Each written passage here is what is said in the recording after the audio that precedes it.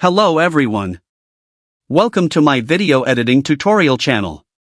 Today I will show you the raindrop effect on a video using Filmora. Let's begin the tutorial. Import a raindrops effect video to the timeline. If you can't find this particular type of video, don't worry. I've included it in the video description. Add the video to the timeline.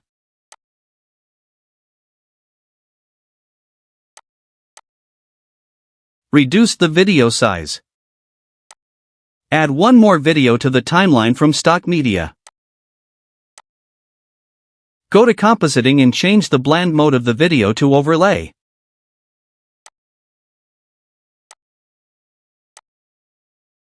That's all for the raindrops effect video editing tutorial.